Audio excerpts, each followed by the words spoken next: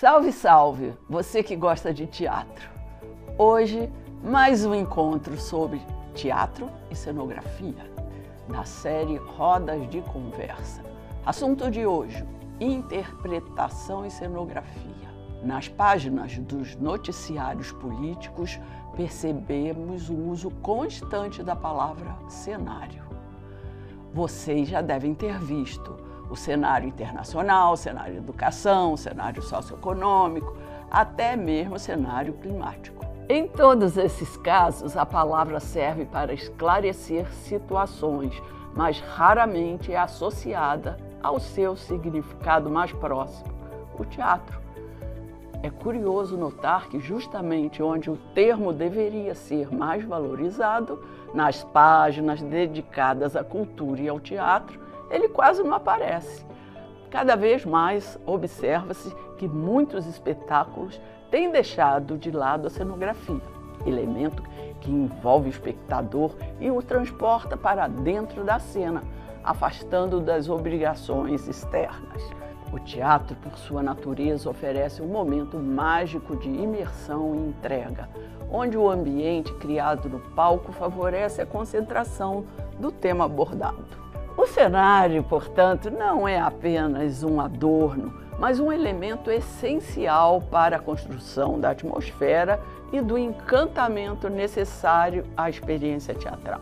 Os atores são o centro do espetáculo, não restam dúvidas, mas deixar toda a responsabilidade de sustentar a atenção da plateia durante o tempo de uma apresentação não será uma carga pesada demais a carregar?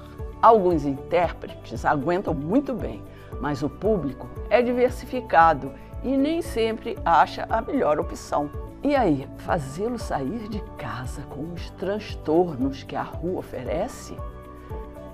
Temos que criar um encantamento irresistível para que esse público não se perca na variedade oferecida na palma da mão. Eu sou Maria Carmen, cenógrafa, figurinista, e hoje estou com 3 intérpretes aqui comigo para conversar sobre a relação cenário e ser ator nesse DF. Juliana Zancanaro, Jones Abreu e Gleide Firmino. Vocês fiquem à vontade, mas primeiro eu vou fazer uma roda de pergunta. Cada um tem seu tempo, sentido horário. Juliana, o cenário ajuda na interpretação de encontrar a personagem, alguma coisa assim? Eu acho que o cenário é fundamental, como qualquer item, né, numa montagem, não só para ambientar, como assim, a nossa linha de pesquisa da antropologia teatral, do teatro físico e tal, o cenário ele é parte da peça, ele é um ator também. A gente tem esse pensamento de que, né, no grupo, na Companhia Inspiração, o método FISE da Luciana Martuchelli, com o qual eu sempre estudei e a gente trabalha, a gente lida com o cenário, o figurino, como parte da composição e nada está ali de forma gratuita só para ambientar. A gente, inclusive, como o ator também propõe a criação, né, a gente também propõe coisas na cena, a gente propõe ações na cena, a gente propõe situações, a gente também às vezes propõe, eu precisaria de um leque, eu precisaria de uma casa, eu precisaria de uma cadeira, eu precisaria de um... A gente vai indo também indo junto com a criação do cenário, não só nesse lugar de estar ali pronto esperando um cenário chegar, né? E aí tem sempre essa conversa ali com o cenário, enfim, vai tudo... Tanto os objetos de cena quanto as coisas um pouco maiores, assim. Que nada esteja de forma gratuita, a gente vai interagir com todas elas, assim. É uma coisa que eu gosto, inclusive quando eu como espectadora, às vezes quando eu vou ver uma peça E tem, principalmente quando é aqueles cenários gigantescos, que tem muita coisa, eu fico assim, não, peraí, ela ainda não usou aquela faca, ela ainda não usou aquele negócio, ela ainda não abriu aquela janela. E se não acontece, se o ator não faz, fica ali só passeando ali, né, que acontece, às vezes acontece, né, nesses teatros, em algumas peças, assim, quando tem um cenário muito luxuoso, às vezes, né, uma produção muito rica, com um cenário muito incrível, que é muito legal, mas ele, às vezes ficam muitos itens sem ser utilizados e eu fico ali, eu como atriz, espectadora, eu fico ali, excesso. E querendo que a pessoa use, né, porque pode ser legal, que podia ajudar a contar, ou vendo só que aquela flor estava ali só de elemento ali, de bobeira, né, não estava contando a história junto. É bom que o cenógrafo interfira também? Proponha? Sim, eu acho que sim. Não fique só esperando. Exatamente. Não, eu acho que o cenógrafo, até porque às vezes está vendo coisas que a gente não está vendo, e essas sugestões que vêm, como a sugestão da direção, a sugestão do figurinista também, vem, é isso, vê algo a mais, ou nos propõe desafios às vezes, né? Coloca às vezes uma coisa um pouco até mais complicada, uma escada, uma cadeira mais desconfortável, mas que a gente precisa às vezes lidar com aquilo e isso ajuda na interpretação, né? Tudo é gancho, tudo é conversa. Incorpora. Exatamente, tudo é material de trabalho, né? Jones. Carminha, que delícia estar aqui com você, conversando sobre cenografia e atuação. Ainda mais... você também faz. Que eu também faço, até porque quando eu comecei a fazer teatro, eu comecei a fazer tudo dentro do teatro. Porque eu venho de uma geração que a gente subia na vara de iluminação, sabia mexer na sonoplastia, né, na mesa de som. Então, a gente fazia tudo, porque na época, nos anos 80, a gente não tinha muito... esses profissionais em Brasília, né? Não tinha o produtor, não tinha o iluminador, o sonoplasta, o cenógrafo. A gente se unia assim de forma amadora, digamos, cheio de amor. Cheio de amor, exatamente. Falando de uma forma carinhosa, né? Porque eu trago com muito orgulho isso, muito orgulho mesmo, porque eu aprendi muito no teatro a fazer de tudo um pouco, né? Eu gosto de atuar, mas eu sou muito observador. Então, o que eu trago hoje, o que eu faço hoje, é devido ao aprendizado que eu tive com todo mundo. Porque eu não fico só olhando o meu trabalho de ator. Eu observo todo o meu entorno. Eu sei que o bilheteiro está fazendo, a equipe de produção. Eu estou observando todo mundo. Então, nesses quase 40 anos de teatro, eu aprendi com todo mundo. Todos foram mestres de alguma forma para mim. Então, eu aprendi a costurar, eu aprendi a usar o martelo, porque a equipe trabalhava dessa forma, né? A gente fazia com uma vontade tão grande e a gente não tinha patrocínio. Muitas vezes a gente levava cenário no ônibus para o teatro. Né, pegava um tapete, enrolava, levava no ônibus e a gente ia com a maior alegria.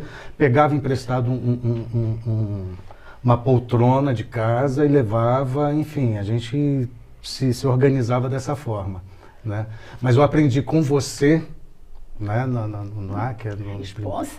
Uma responsabilidade, mas isso foi lindo, porque eu lembro que na época a gente estava fazendo Réveillon, né, com direção do Guilherme Reis, e eu fui ajudar alguém da equipe a desenvolver um trabalho, e eu ouvi você falando, quando alguém é contratado para aquele serviço e tem alguém da equipe ajudando, é como se tirasse aquele profissional. Então eu me afastei um pouco para dar lugar a esses profissionais.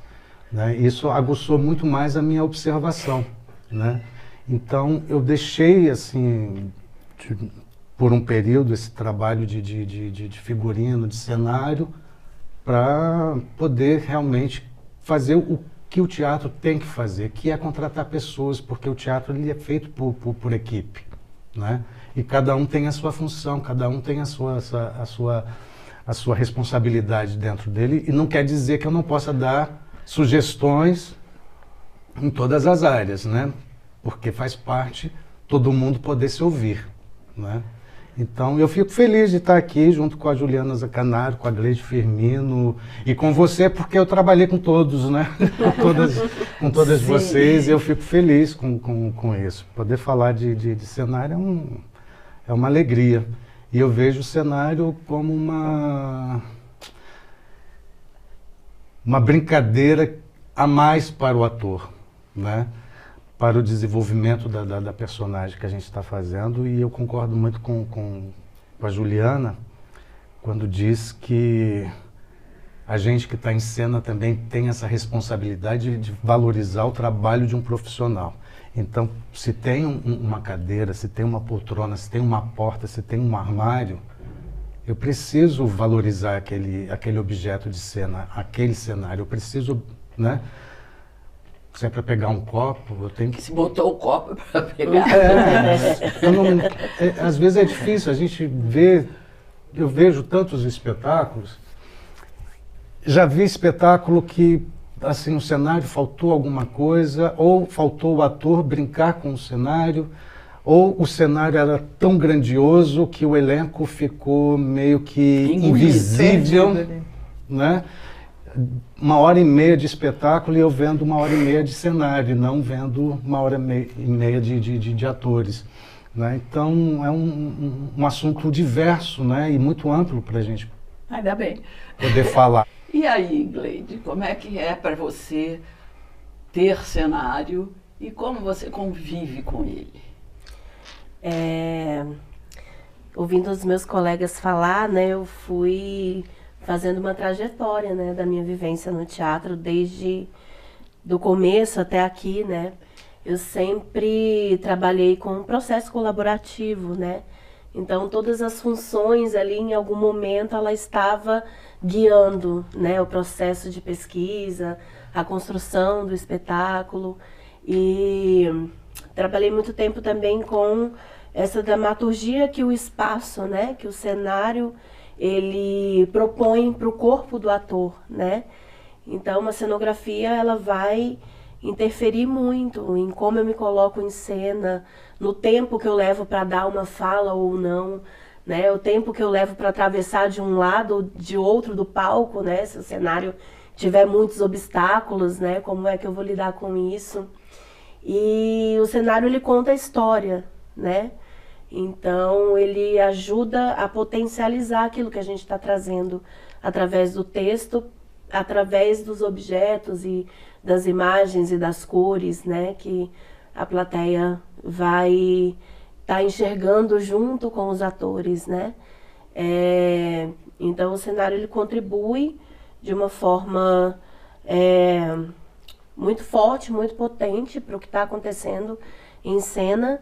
Ele propõe dramaturgia e ele conta também uma história, né? Ele interfere diretamente no nosso trabalho de atuação. Eu costumo dizer que uma peça de teatro, para ser um espetáculo, para virar um espetáculo, tem que ter muita coisa. Tem que ter cenografia, figurino, luz, etc. Mas existe uma tendência de reduzir cada vez mais esse cenário. Eu vejo que vocês três falam do cenário, dá uma ajuda até de criar personagens e criar situações de movimentação, mas um futuro, não sei se muito distante, eu vejo a Minimalização. Eu vejo a minimalização do cenário. E aí, como é que vai ficar? O trabalho de vocês vai ser muito mais difícil, ter que tirar dentro de você e a luz, ter que encontrar personagens. Pode falar quem quiser. Eu vejo a gente, assim, fazendo essa redução principalmente por questões financeiras e questões de produção, né? Como a gente comentou um pouco antes, a dificuldade do fazer, ter dinheiro para fazer um cenário, depois onde guardar, depois onde carregar, depois onde assim, essa logística do cenário para viajar, quando a gente vai, às vezes é chamado para festival, a gente vê, eu faço festival também, faço curadoria, a gente, infelizmente, um cenário trabalhoso é um dificultador, às vezes, para trazer um grupo, ou para a gente viajar, enfim. Então, acaba que, infelizmente, essa questão financeira vai interferindo de forma drástica nessa questão do cenário. E a gente vai começando, eu brinco, né, que vamos voltar a ler o Grotowski em busca do teatro pobre, realmente fazer o mínimo, o banquinho violão, né, e contar com luz, e contar com... E né, mesmo assim... E às vezes mesmo a luz... e às vezes mesmo a luz, quando a gente estava brincando, né, tem que botar agora a luz de um abajur e vamos, né... Porque tá tudo realmente entrando nesse lugar de um dificultador mesmo, econômico, né? Até essa questão Vamos chamar de provocador. Porque teatro tem que continuar. Exatamente. A gente não pode deixar de fazer. Exatamente. Inclusive com a cabeça, como o Jones falou, que a gente, e Gleide também, a gente faz de um tudo no teatro, e também somos produtores, né, do que fazemos. Às vezes eu vejo a minha parte criadora já interferida, já podada pela minha produtora. Então, se eu pensei num copo voando, a produtora já diz, não, é um copo no chão. Só que é muito legal a gente, de fato, pensar... Não, vamos pensar no que a gente quer, voando, porque de repente a gente conversa com um cenógrafo, mesmo não sendo uma estrutura gigante, mas o cenógrafo vai nos dar... soluções simples, né, que a gente possa levar, inclusive, dentro de uma malinha para poder viajar. Ou um cenário completamente desmontável, né? Assim, acho que cada trabalho tem um propósito, né? Às vezes o texto ele é muito mais forte e é opção da produção, do diretor principalmente, não ter cenário e não trabalhar com figurino. Que é o caso, por exemplo, daquele espetáculo Macacos, que o ator, apenas com um short, ele fez um espetáculo maravilhoso. Não tinha cenário, não tinha nada e trabalhou-se só com a iluminação, né? Porque o forte ali era um texto muito bem estruturado, né? Um ator excepcional, sensacional, e a gente não sentia falta da cenografia ou de um figurino bem assim, elaborado para aquilo, porque o texto já era um soco no estômago do público, né? Mas já vi também muitos espetáculos, e já participei de espetáculo, que durante o processo de ensaio idealizava-se um cenário. E ao longo dos ensaios as coisas iam diminuindo por conta financeira que a Juliana está falando. Mas quando estreava, eu sentia que a plateia sentia falta de alguma coisa. Como também já estive em cena com um espetáculo, o espetáculo começava comigo em cena e o público entrando e eu ouvi alguém dizer: ai, que bom, tem cenário. Porque o cenário ajuda a compreensão da plateia. Sim. Né? E às vezes a gente, como artista, como construtores de teatro, nesse sentido do espetáculo, a gente já está entendendo tanto o texto, já está tão, né, engravidado daquele texto, que pensa que tirar um elemento do cenário não vai fazer falta, né? E a gente não pensa que deixar aquele objeto é uma forma também de generosidade para a plateia, porque a plateia vai assistir pela primeira vez, enquanto que nós atores já temos um processo... Você já vê aquele objeto mesmo que ele não esteja ali, mas o público não. Exato. Certamente não. Exato. Então, eu como plateia também já observei várias vezes, né, a plateia, assim, um ou outro comentar: nossa, que bom, tem cenário. Gostei do espetáculo porque tinha um cenário maravilhoso. E eu, estando em cena, ouvir alguém da plateia dizer, que bom, tem cenário. Então, esse é um assunto realmente bastante pertinente para a gente poder discutir aqui. Né? Mas tem essa questão, vai muito da opção da direção também.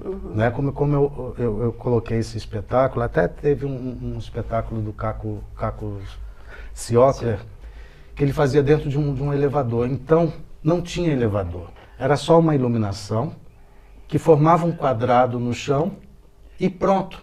E ele não saía daquele quadrado e fazia todo o texto. E haja ator, haja interpretação. Exato. Né?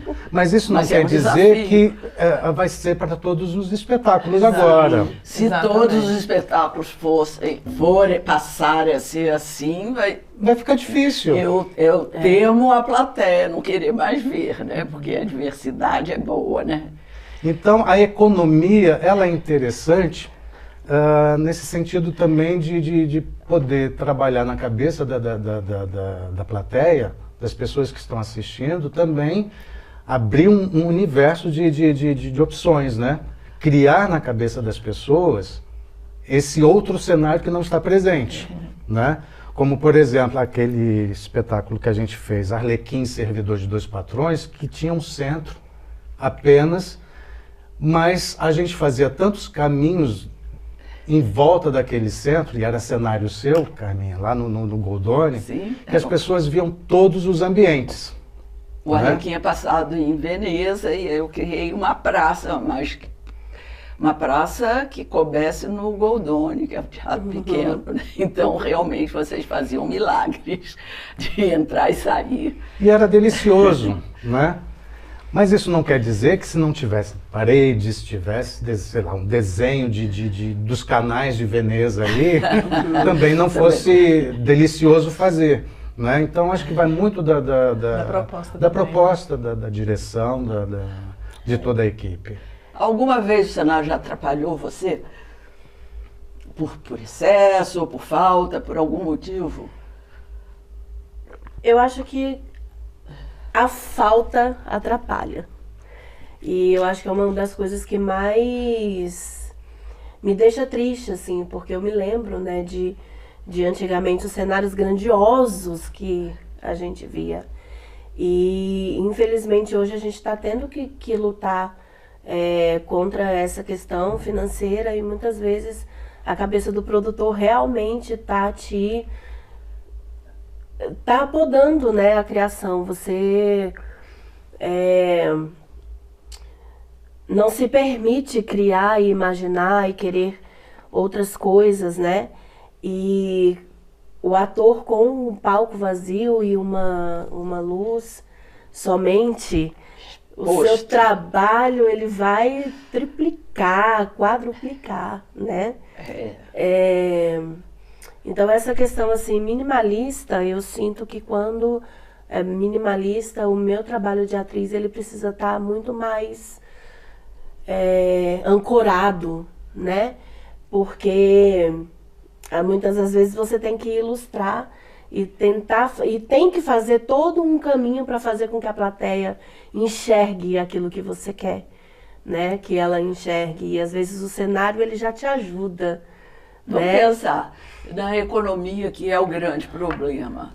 A economia de não fazer cenário, praticamente isentá-lo, não vai ter gasto a mais com o ator, vai ter que ensaiar mais tempo. Será que essa economia vale a pena? Não sei, é uma provocação. Eu acho que é muito pela proposta mesmo, como o Jones falou, né? Eu já vi uma solução... Mas você tem que ensaiar mais tempo? Tem.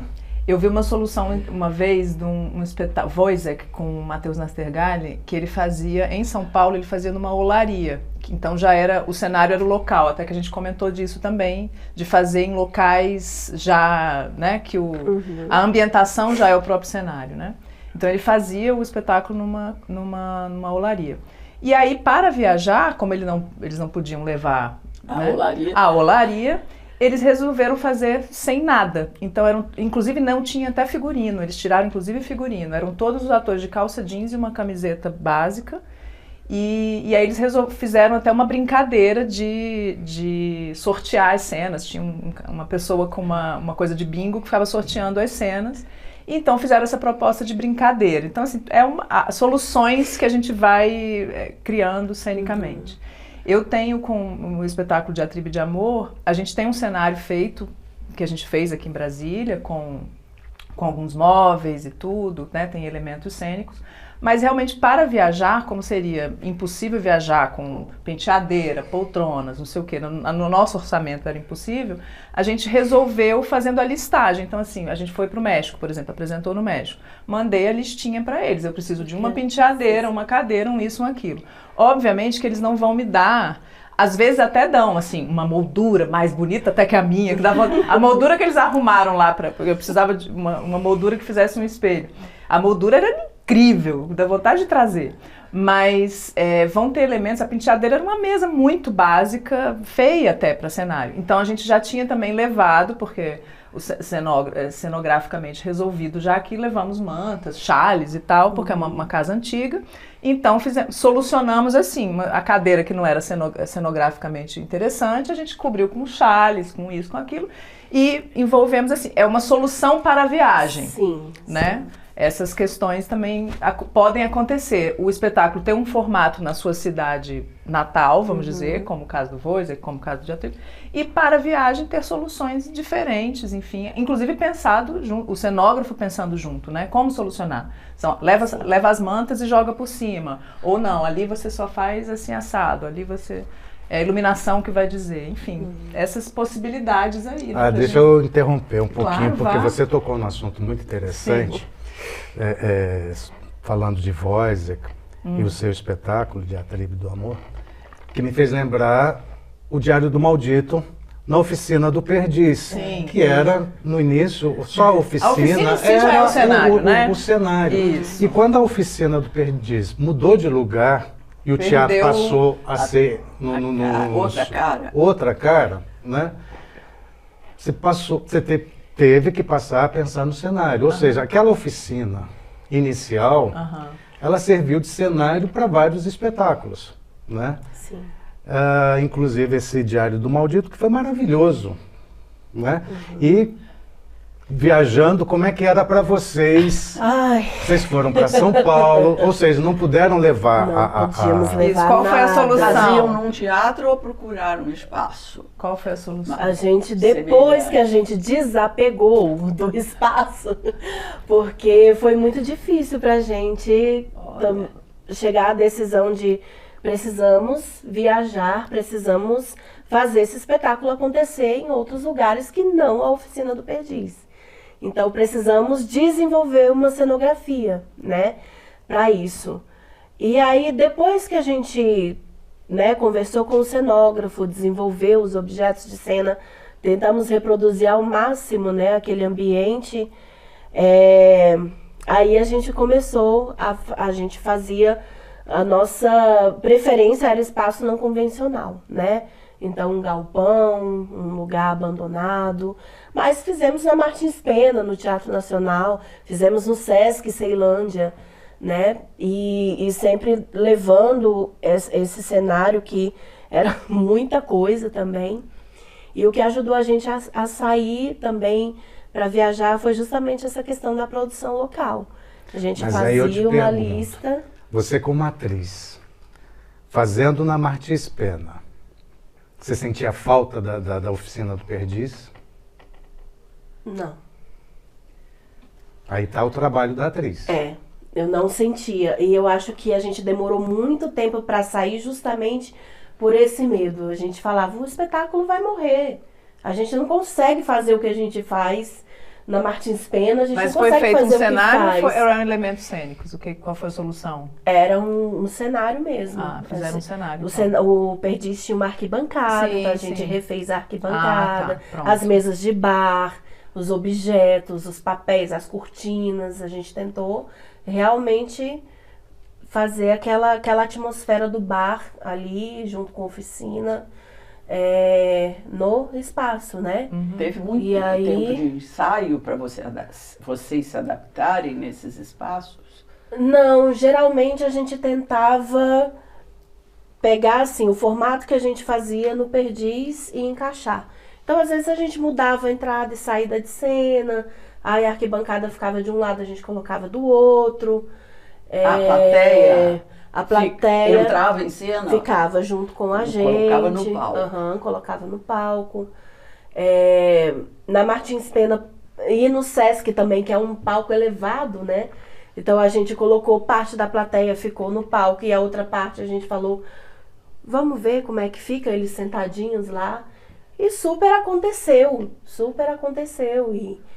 Mas é isso, assim, foi o trabalho do ator de trazer aquela atmosfera, né, de antes.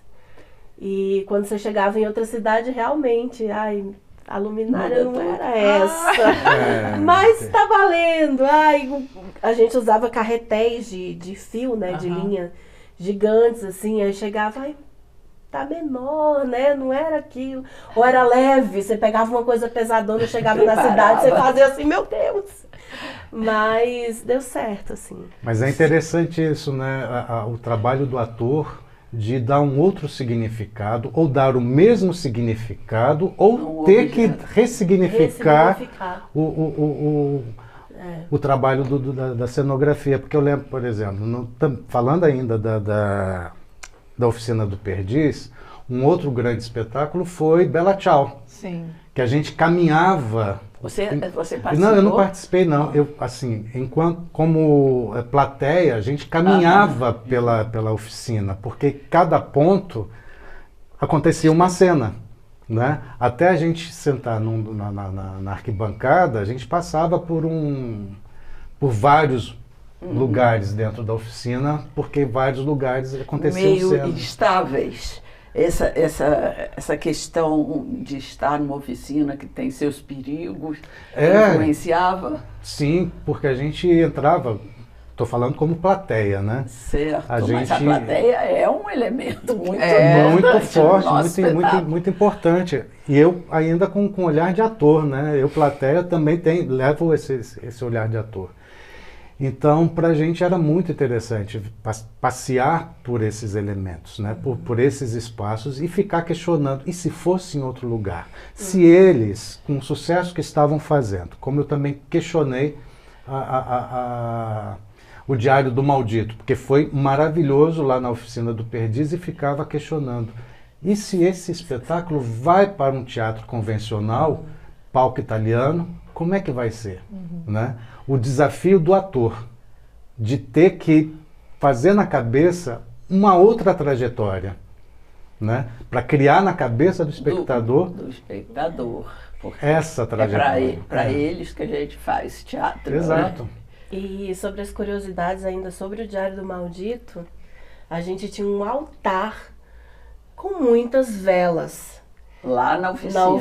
Que lá podia. Lá podia. Gente, isso foi motivo para muitas discussões, assim. Porque você chegava com um chão forrado de papel com um altar com muitas velas no Teatro Nacional, no Sesc. Até a gente convencer, né, vocês eles a deixarem, tinha bombeiro dentro. Isso, né? Exatamente, foi isso. O bombeiro tinha que estar junto. Quando chegava o momento da cena, infelizmente, assim, tinham 2 bombeiros, um de um lado e um do outro, do altar, já com o extintor preparado. Mas assim. eles entravam em cena? Eles entravam em cena. Meu Deus! E a gente tinha que jogar com aquilo, assim, a gente tratava eles como mais um cliente do bar. E tentava, assim, subverter a questão. Poxa, nem tirou o uniforme. Vocês andam com o extintor assim, vai pro bar com o extintor, Sim. sabe? Tentando ressignificar, porque realmente os espaços... Não, gente, papel com fogo aqui não tem condição. Nisso a eletrônica... ajuda, né? E hoje em dia já... Tem umas lâmpadas com... Já substitui, porque tem umas velhinhas que você jura que é fogo. Que se soprar, apaga. Exatamente. Você falou da Martins Pena, eu lembrei quando a gente fez Medea em 2006. era uma releitura, a Luciana criou uma Medéia fazendo um paralelo com Gaia, com a Terra sendo maltratada e matando os filhos, né, os tsunamis, enfim, toda essa questão. E aí ela queria botar a Terra no palco da Martins Pena. E ela, eu quero 3 caminhões de terra, porque eu quero terra alta. Eu falei, Luciana, é viável 3 caminhões de terra. Mas a gente botou 1. E aí foi uma loucura, porque assim, e se botar a terra direto, não vai poder, obviamente. Então, botar a lona, primeiro, para proteger o palco. Só que a lona e a terra, não, ela vai ficar escorregando. Aí lá eu fiquei fazendo, eu lembro que essa coisa da gente ser produtor também e tudo, eu fiquei investigando como fazer esse chão, aí chegamos à conclusão de botar papelão umedecido. Então, botamos rolos e rolos de papelão, umedecemos aquele papelão para receber a terra, porque aí ele segurou a terra, e aí ficou um caminhão de terra e uma árvore de verdade que a gente conseguiu na Bela Cap, Nova Cap, enfim. Estavam cortando a árvore, ela queria, porque queria, não podia ser árvore cenográfica. Fomos lá, moço, o senhor vai levar essa árvore para onde? Ah, para não sei para onde, corta para fazer lenha, enfim. Falei, você pode levar na Martins Pena um pouquinho? E colocamos lá. Só que realmente foi aquela coisa que fizemos, depois para tirar, ainda bem que o elenco tinha 2 coros, era Medéia mesmo, então tinha 2 coros. A árvore tinha folhas, galhos ou foi Era só uma árvore mais seca, mas era bem grande. E aí a sorte é que o elenco era enorme, depois ficou todo mundo lá com pá, com tudo, botando o carrinho de mão para tirar. Mas o Teatro Nacional abriu um olho desse tamanho. Mas a gente depois entregou limpo, maravilhoso. Mas foi realmente construído, tem porta para entrar uma árvore. Porque hoje em dia, qual teatro consegue exatamente passar numa porta ter essa questão de pé direito e tudo mais. Mas depois também falando da solução pelo cenógrafo, olhando de longe também, que eu falava isso para ela em algum momento, falei, talvez um carpetão funcionaria para fazer esse piso, né? E realmente olhando de longe, com iluminação, com não sei o quê, um carpete talvez... Mal dava para ver que tinha terra de verdade. E até porque a terra tinha um dificultador, Brasília muito seca, de subir poeira. Então, antes de começar o espetáculo, a gente tinha que umedecer também a terra para não subir, né? Ficou lindo. Né? E quem estava perto, o público que estava ali nas primeiras cadeiras da Martins Pena viu a terra e a árvore, viu tudo, lindo, maravilhoso, tem fotos incríveis, mas é um espetáculo que fica inviável de ser reproduzido em qualquer teatro. Você se sujava? Sim, porque a gente dançava na terra. Se fosse um tapete, não exatamente. Ia acontecer nada. Mas tinha, assim, por esse lado da interação, tinha essa coisa interessante também, porque o sujar também fazia parte, inclusive, da criação e da interpretação, né? Como no cinema, né? Faz parte. Mas de fato ele só ficou inviável para a gente poder carregar de um lado para o outro. Vocês justificaram esse trabalho todo ficando uma temporada? Pior que não, porque como a gente também falou, a gente recebe pouca pauta, né? Então assim, foram alguns dias só, infelizmente, mas valeu muito, assim. A experiência foi muito interessante, mas é isso, aqueles trabalhos, aquelas loucuras que às vezes o cenógrafo propõe e tal, que a gente bota e vamos embora. Aí, Carminha, desculpa interromper você. Sim. Você ia fazer uma pergunta ou dar continuidade, mas é porque essa fala da Juliana me deu uma curiosidade também, me surgiu uma curiosidade. 2. Uma para a Juliana, em relação ao espetáculo Elizabeth Tudo Pode, porque tem uma cenografia em que os livros falam. Sim. Né? Tem o Felipe que fica atrás manipulando os livros, e é uma cenografia que tem ali uma complexidade, é sofisticado nesse sentido. Sim. E eu queria perguntar, da mesma forma que eu conversando aqui com a Gleide, a respeito do Diário do Maldito em espaços diferentes, e você sem a cenografia do Elizabeth Tudo Pode. E a outra questão é justamente a utilização de material como areia, terra, dentro de um espaço, porque eu tive problemas em um teatro, porque o espetáculo anterior usou terra, aquela terra virou poeira, entrou no equipamento da fiação elétrica do teatro, e quando a gente entrou, deu curto na mesa de luz. E a nossa equipe teve que bancar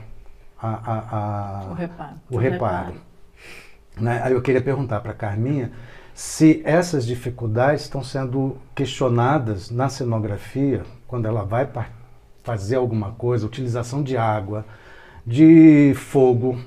Ok, vela você pode substituir por aquela vela que a pilha, mas não é a mesma coisa, a gente sabe disso porque Faz o efeito do trabalho do cenógrafo Isso. preservar um teatro que não é só dele, que depois Isso. vai ter outro espetáculo. Nossa, mas é uma briga enorme. Tem que ser, e o gestor do teatro tem que cobrar isso. Eu geri e era cenógrafo dentro do Teatro Goldoni e várias vezes lidava com isso. Ah, meu espetáculo precisa de água, terra, vento, não sei o quê. Pode, tudo pode, tem um preço, tem que proteger o teatro. Depois de você não é o dilúvio. Você tem que deixar a casa do jeito que encontrou. Sim. Mas vai custar muito caro um linóleo. Custa mais caro depois consertar o teatro, deixar para outra companhia, ter que Sim. Nós protegemos, como eu falei, deixamos tudo limpo lá, organizado, só que de fato entra nesse lugar, da mesma forma que nós na interpretação falseamos um soco, um beijo ou qualquer coisa assim, é interessante também colocar essa coisa para o cenógrafo, falsear a terra, a água, o fogo, né? Claro. Para proteger tanto a gente como... muitas vezes elementos naturais dentro do Goldoni, mas eu ficava lá, um cão de guarda. Porque não pode estragar o teatro, não Sim. pode achar que Deus vai consertar. Porque é o processo mesmo que a gente aprende. Não muito na escola, mas na vida, fazendo que você... Tem tão poucos teatros, cada vez menos. Se você não for preservar os que tem, daqui a pouco vai ser complicado. Muito caro montar um espetáculo. Você tem que preparar um teatro para montar um espetáculo, não é? Ele tem que se suceder. Sim. E temporadas, uma coisa que me angustia é que como é que o ator se forma sem temporada? Como é que o espetáculo ganha vida, né? O espetáculo precisa ser curtido. Porque fazer 2 dias não forma um ator, só o ensaio não forma um ator. Como é que vocês superam essa vai de você? Ai, eu acabei de passar por uma experiência, assim, justamente por isso, por questão de falta de pauta mesmo, né? Os espaços, eles não te dão o tempo, né? Você não consegue ficar mais que um final de semana ou mais que 2 dias, né? Numa casa. E é frustrante, assim. E o público, como vai aprender, como você vai formar um público se não tem uma temporada, se ele não pode conversar sobre o espetáculo que foi visto com a vizinha e a vizinha foi ver depois. É muito, muito triste, assim, porque a gente fez um musical agora, né? Foram 6 meses de ensaio e fizemos 4 apresentações. Então, foi quem estava sabendo, quem viu a divulgação ali no Instagram, não dá tempo de ter um boca a boca, né? Nem muitas das vezes de você sentir, nossa, eu acho que isso aqui tem que sair, isso aqui acho que tem que melhorar, né? Depois desse contato com o público. Esse contato com o público faz você modificar o espetáculo? Faz, com certeza.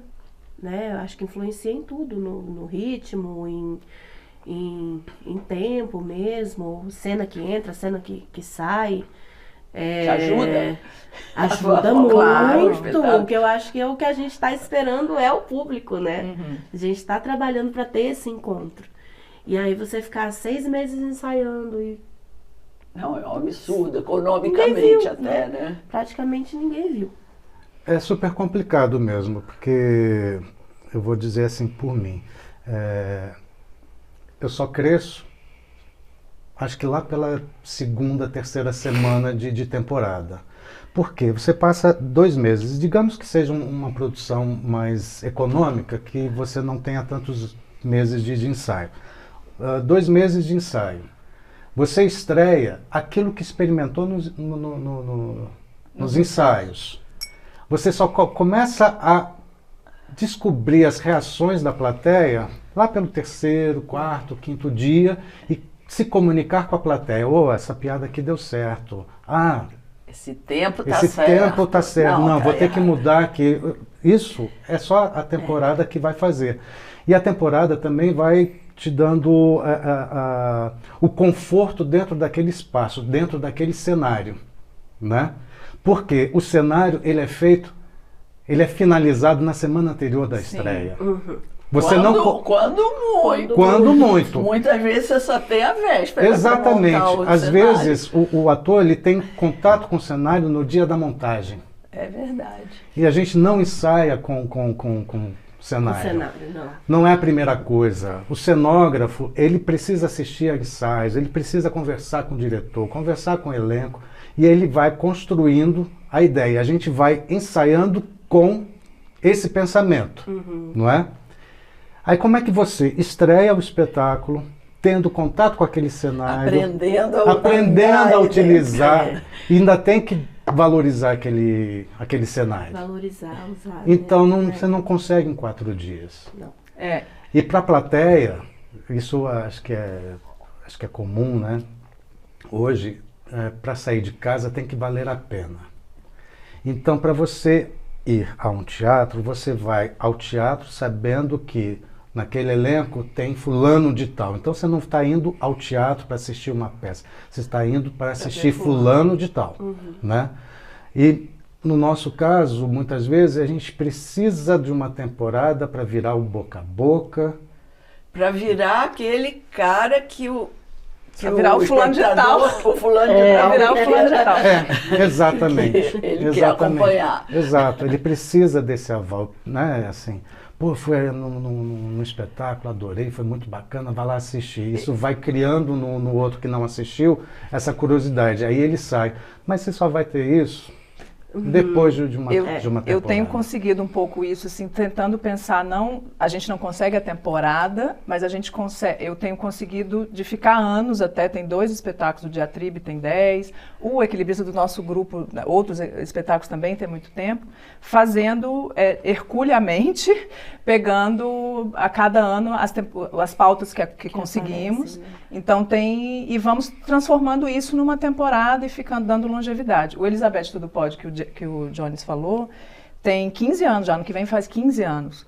E ele é um espetáculo que eu até quando você me falou sobre esse tema, eu falei, o Elizabeth Tudo Pode, o cenário é um personagem, de fato, porque a biblioteca toda fala. Quando tem medo de alguma coisa, a biblioteca toda treme. Os livros abrem, falam, os personagens saem dos livros e conversam. O Jones já fez, inclusive, participação em uma das temporadas.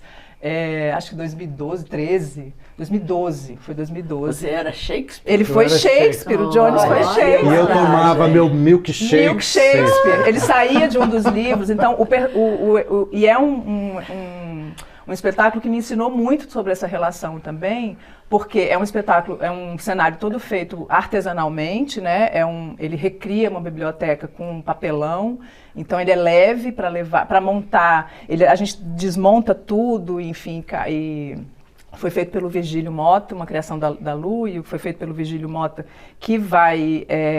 a gente pensou dele se encaixar todo, não aconteceu tanto isso, então sempre que ele tem que guardar, é um jogo de encaixe ali, né? Para montar Vocês ele. têm no teatro um espaço para guardar? Então, essa é uma grande dificuldade a gente tinha. Eu guardava numa sala que minha mãe não usava, porque ele é grande, né? Ele é volumoso. E aí hoje em dia está no galpão de um outro colega de grupo, mas é complicado. E eu, por muitas vezes, já tive que carregar sozinho, porque assim, no dia que marcou, não sei o quê, eu levo, porque ele é leve, ele é volumoso, mas leve. Né? Então, assim, essa coisa de carregar, aprendi a montar, aprendi a fazer. O Guto Viscardi, que tinha feito a customização dele, faleceu, infelizmente. Aprendi a refazer, como ele tinha me ensinado, ainda bem que ele tinha me ensinado como que ele fez algumas finalizações para dar cara de livro, aí eu aprendi a fazer e fazia. Enfim, essa relação foi um espetáculo que me ensinou demais sobre essa relação com esse jogo com o cenário, sobre o cuidar, montar e me relacionar artisticamente com ele. Muito forte. E é um rebolado que interessante, a Juliana toca no assunto que a gente estava falando da temporada. Você passa meses ensaiando, estreia, fica poucos dias. Quando a gente fala que ficou anos em cartaz, você ficou, não ficou. Você não ficou anos. Não ficou anos. Sim, você fez aquela pequena temporada. São 100 e poucas apresentações. Meses depois, você parece que vai para... Não vou dizer estaca zero, mas não cresceu numa temporada de 2 meses, 3 meses, né? Que você pode ficar um período parado e quando volta... São 100 e poucas apresentações em 15 anos, né? É muito pouco. E a conversa está maravilhosa, mas por isso mesmo a gente nem repara que passou o tempo.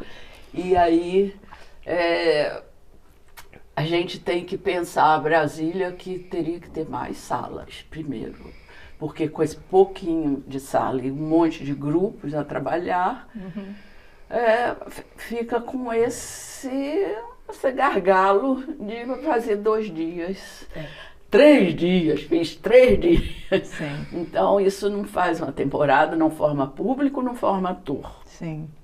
E aí eu pedia que cada um de vocês se despedisse, mas que tendo o pensamento que com todas essas dificuldades mostradas, vamos continuar fazendo teatro. Vamos continuar pensando soluções, que a gente também conversou antes sobre tentar soluções para salas de ensaio, em escolas, em coisas assim, pensar em espaços diferentes, pensar em criar espaços novos, que é fundamental mesmo. A gente precisa chamar o público, porque o público volte ao teatro, né? Enfim, que a gente tenha essa relação estabelecida, porque é tão mágica, né? Um dos poucos momentos que a gente tem sem interferência de telas, enfim, é maravilhoso. Que pena que o bate-papo está acabando. Que pena. A gente poderia aqui ficar horas conversando, sobre o assunto. porque é um assunto que mexe com o nosso emocional. Hoje eu sinto que falta um pouco de ousadia até no fazer artístico, né?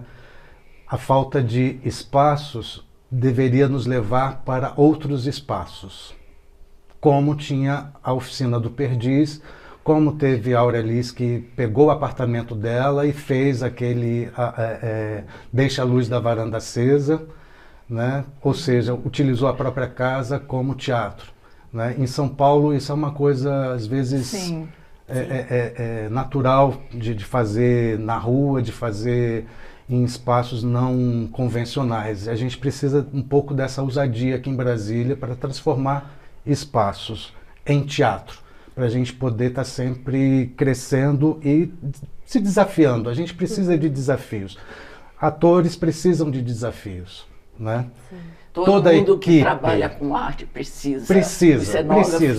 Todo mundo precisa de desafios. E eu hoje penso que ser artista é ser resistência, mas ser plateia também é ser resistência.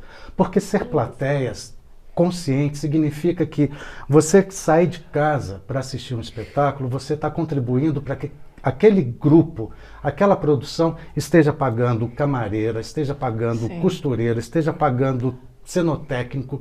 Ou seja, é uma cadeia de profissionais que o teatro contrata, alimenta, que vai muito além do que só aquilo que a plateia vê quando senta numa sala de teatro e assiste ao espetáculo. E não repara no entorno de pessoas que trabalham e recebem seus cachês. Então, eu digo, ser artista é ser resistência e ser público também é ser resistência. É contribuir para a economia criativa do país.